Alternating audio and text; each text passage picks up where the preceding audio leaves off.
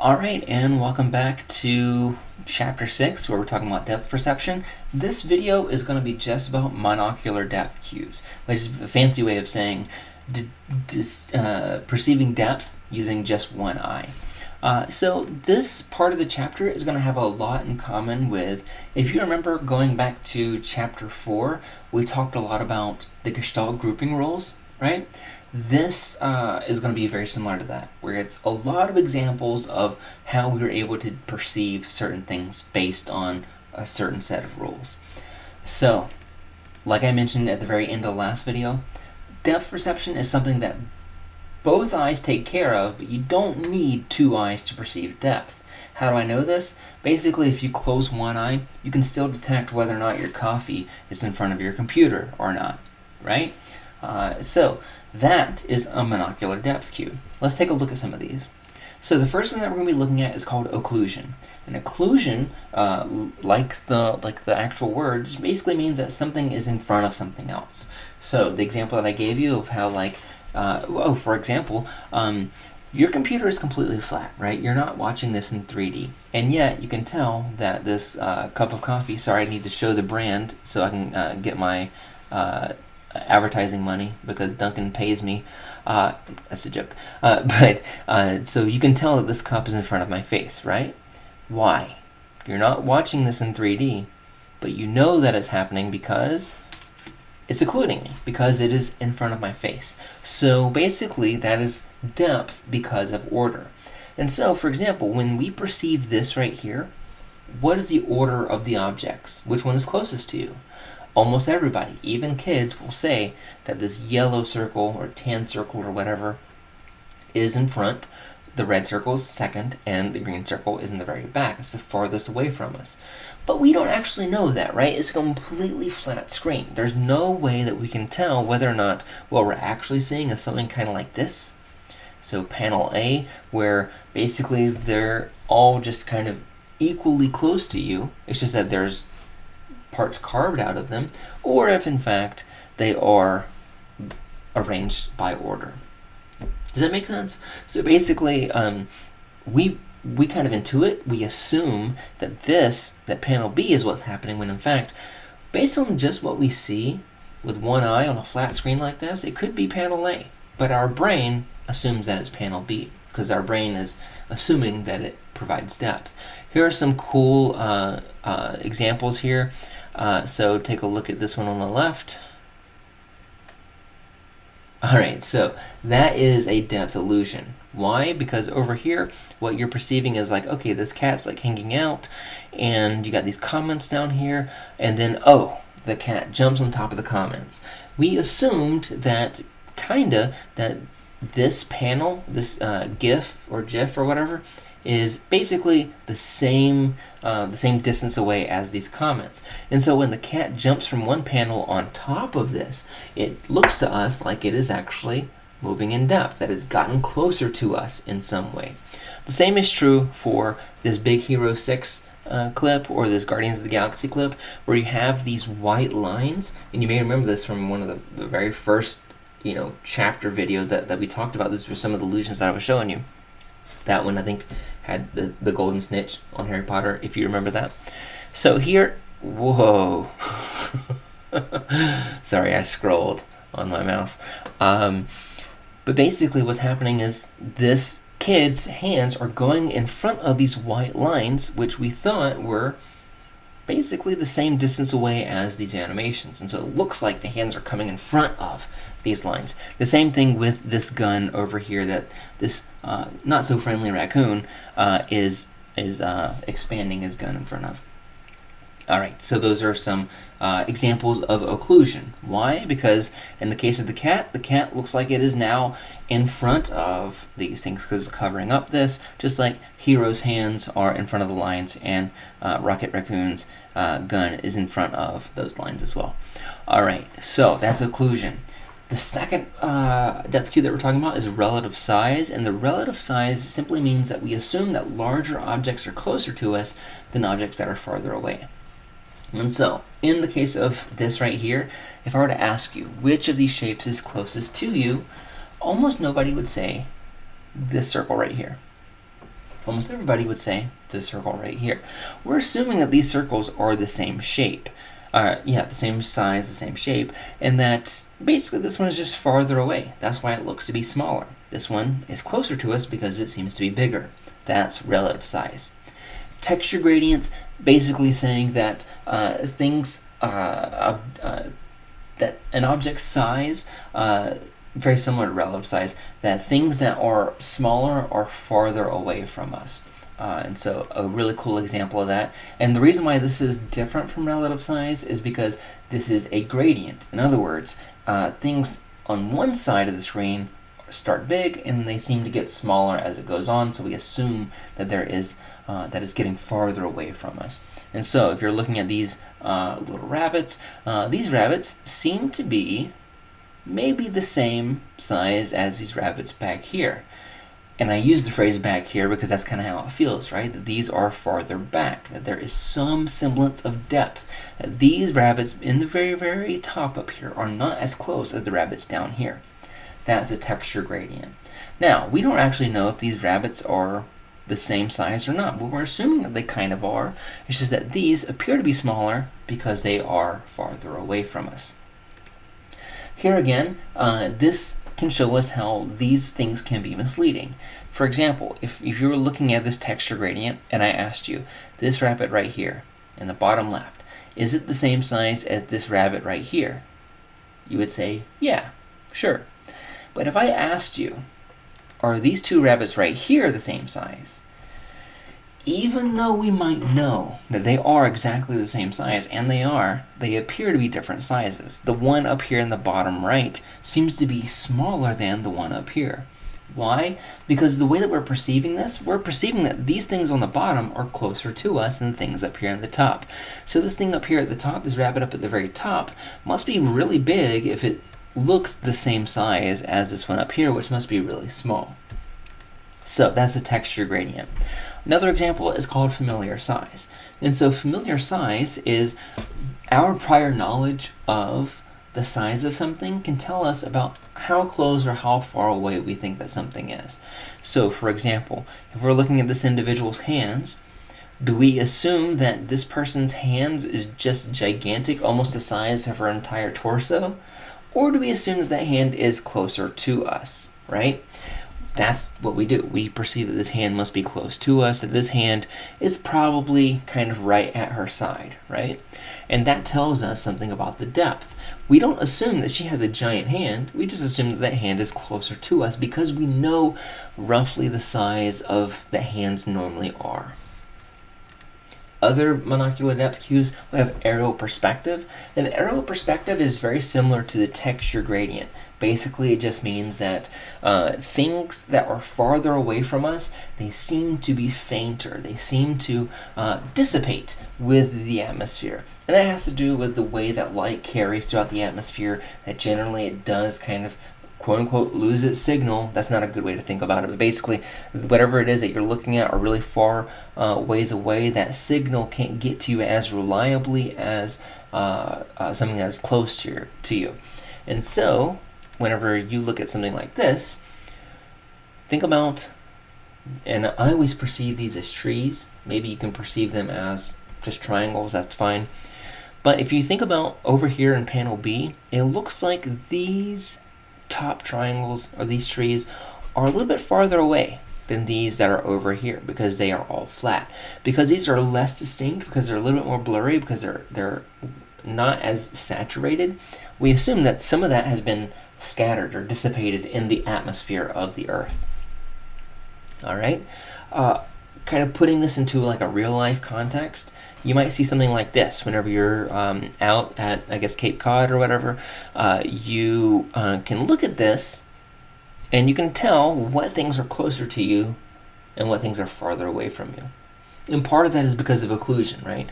We can see that that this right here, this green bush, is closer to us than this spot right here.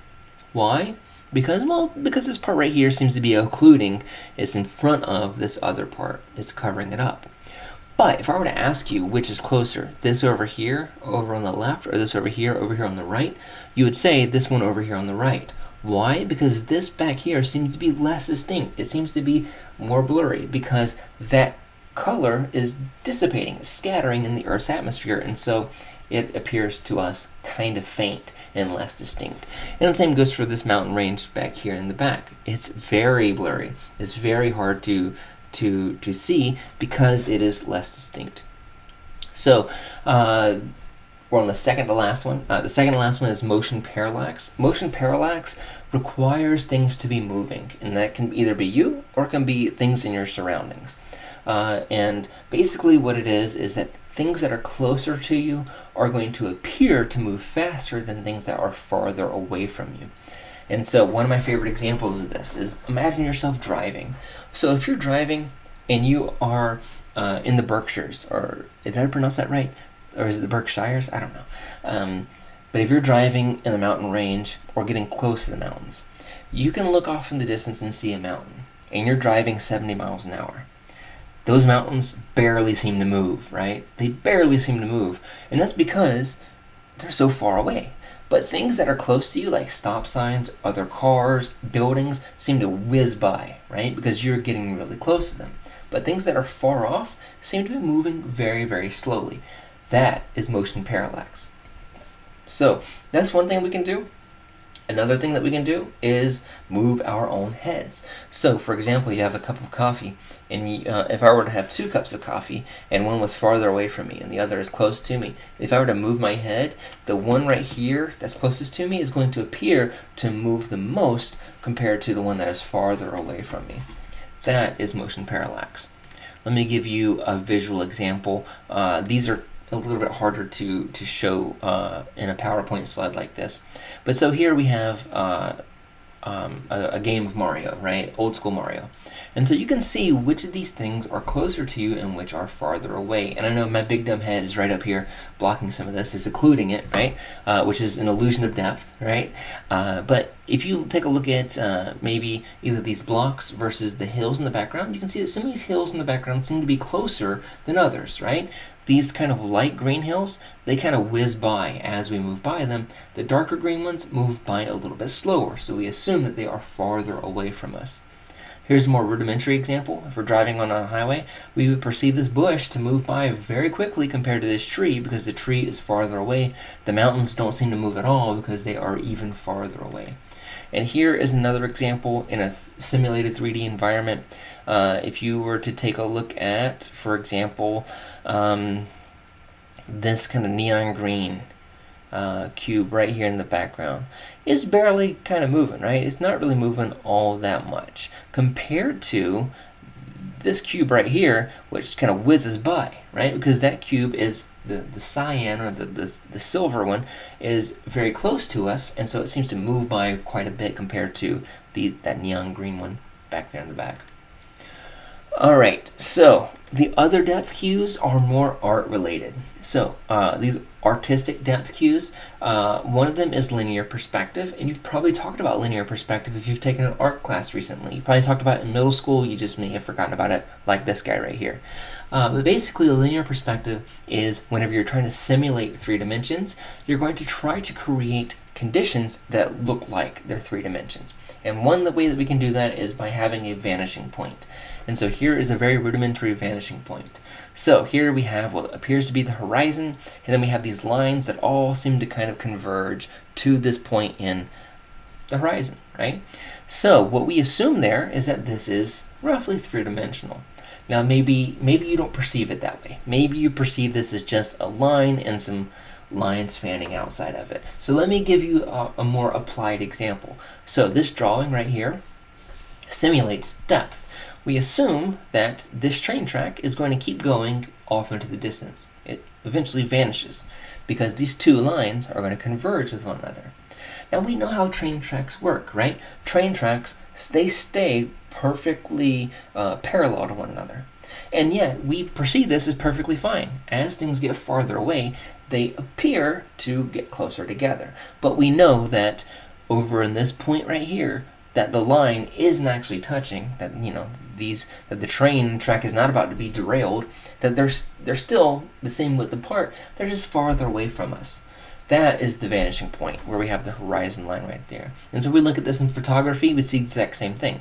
So if you're looking at this train track, you see the distance of this rail and this rail is different than the distance of this rail and this rail.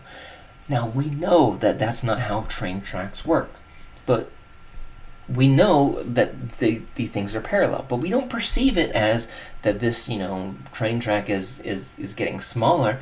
We perceive it simply as being farther away from us. And so if you think about texture gradients, right, that makes sense. That these things that are up towards the top that seem to be getting smaller, it's just because they're farther away from us. And then here's another example of this, where you have the tiles of this roadway seem to be converging. We know that they're not. We know that they're parallel, that just over here, they're farther away from us than over here. And the same for this as well, and the same for that as well. So artists know about how, even if they don't, okay, so let me back up. So artists in the Renaissance and medieval times, they'd never taken the sensation of perception. They didn't really know how the eye worked, and yet they're still able to mimic the impression of how the eye works through things like this, where we perceive that these parallel lines are eventually going to converge as they get farther away. So, though that's linear perspective. The very, very last one that I'm going to be talking about is anamorphosis, and this is one of the most fun ones.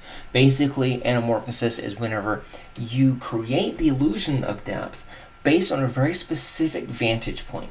So you're going to have some parts of the painting or of the drawing be very exaggerated. It's just that from your specific vantage point, it doesn't look exaggerated because it mimics what your eye would probably see. So let me give you some examples of what's called the sidewalk chalk guy. If you haven't, and I think I showed some of this maybe in the discussion forum for week number 1, some of my favorite optical illusions. So here, this is a cool example because it looks like there's a giant hole in the middle of this roadway, right? Now we know that it doesn't actually look completely like a hole, but it does look like it has some depth. It does look like it falls, right? It does look like there is, like this is a wall right here, right? And that this is kind of this jagged shard of this big pothole. It looks like this waterfall kind of runs kind of parallel and then falls at a 90-degree angle. Now, the cool thing about this is that it's all completely flat. There's not actually any depth difference. It's just a perfectly fine roadway. It's just that somebody has kind of drawn over it with chalk. So if you were to look at this from any other angle, it would look distorted. It would look weird. Just from the specific angle right here, it looks like it carries depth. So here's another example. Here it looks like this water down here is below or is beneath these things up here at the top. Again, that's not true. It's just the way that this was drawn. And even if we go back here, you can even kind of see this the sewer grading cover where you can tell it's completely flat from that. Here again, it looks like the shark is kind of popping out of the water. Here on this pier, it looks like it falls off treacherously. Here it looks like this cartoon woman's leg is sticking up out of the pool. But if we were to look at this from another angle, and this is the sidewalk chalk guy, this is the artist. So if you were to go back and look at it from a different angle, you see that is definitely weird, right? That if you look at this foot is gigantic. But if we go back, that foot doesn't look so big, right? And that's because anamorphosis depends on a very specific kind of perspective. If you were to look at it from any other perspective, it wouldn't look right. Instead, basically what he's doing is he's basically kind of taking the rules of monocular depth cues and using them to create the impression of depth, even though there's not actually any depth there. And so if you're looking at, like, it looks like this kind of is a pool, maybe, that these, lines seem like they're going down, like it's, creating a little bit of a drop-off. But if we look at it from any other angle, we can see that it's perfectly flat, right? We can see that it's perfectly flat. It's just that things that are closer to the camera are more jumbled together. Whenever things are farther away from the camera, they appear to stick out. One really early example of this, and I can't remember the artist's name, I'm sorry, but if you're in a museum, you see this painting, and you're like, oh, this looks really realistic, except for this weird thing right here. What the hell is that? If you were to look at it from a certain angle, and if you have this image is in your textbook, if you want to try it out, you can take your textbook and you can tilt it a certain way, and then from a certain vantage point, that distorted image is definitely a skull. So the cool thing about this painting is that when it was hanging up in museums, if you look at it from far away, you just see this kind of weird distortion. If you got it close up to the painting, if you were very close to it and you're looking up at it like you would in old museums, then you would see this eerie looking skull staring back at you.